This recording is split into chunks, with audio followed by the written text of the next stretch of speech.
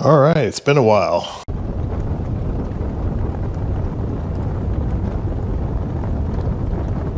I thought I would go over doing some preventive maintenance on the Bosch hot water heater. One of the things that you are supposed to do is open this up and check this anode rod. So the anode is designed to attract corrosive type materials, and it's like a sacrificial piece that instead of corroding the inside of your hot water heater, it corrodes that anode. And it's pretty cheap to buy. I'll put a link for it down below on Amazon. But it's pretty easy. I've already done this one. So this just pries off this little cap. And then we have one screw here. And then this whole thing will pop up. And then under here we have two screws on the top and bottom of this cover plate.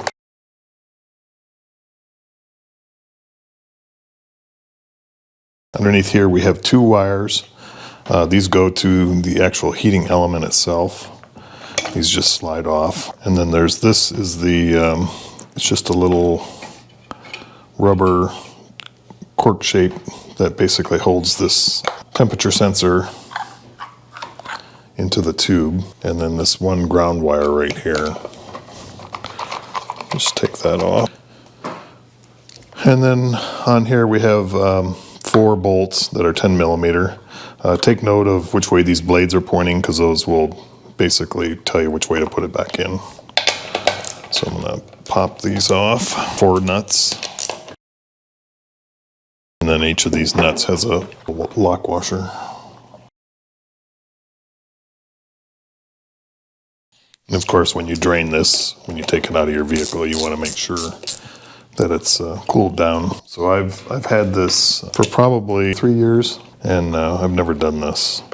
But we don't use our van that often. We're not full-timers.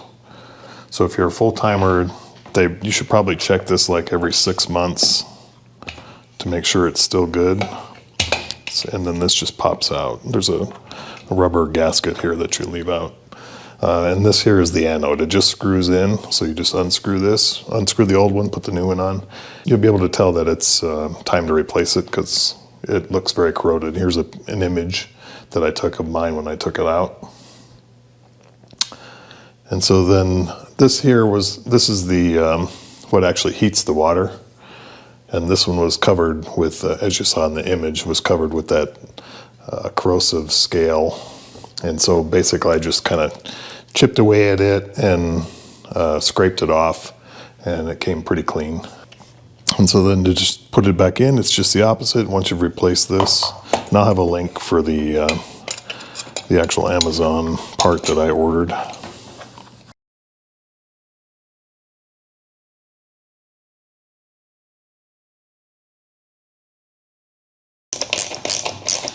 And I just alternate the nuts so that it's kind of goes on even. It just has to be snug because you're clamping down on that gasket. It's probably easy to over tighten these. Ground wire.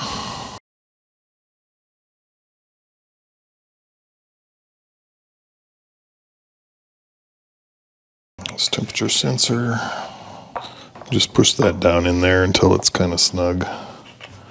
And then these wires go back on. If you put it in the right way, it'll be obvious, but it doesn't really even matter if you get them mixed up because all it is sending a current through.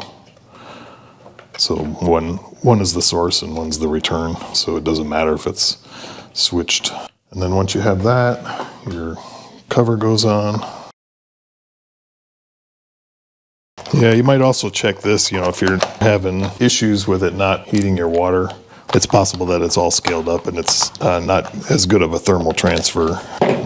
This is just a plastic thing that just kind of sits in there. So just make sure that this little knob here is pointing in the same direction as that. And then finally the last plate, just push it down and there you go. So relatively easy thing to do, something that'll prolong the life. Like I said, if that's totally gone, then all of that material is gonna start accumulating on the inside of your hot water heater, and particularly like these fittings here, and they'll start to rust. And basically, this is the sacrificial piece that increases the longevity of your heater.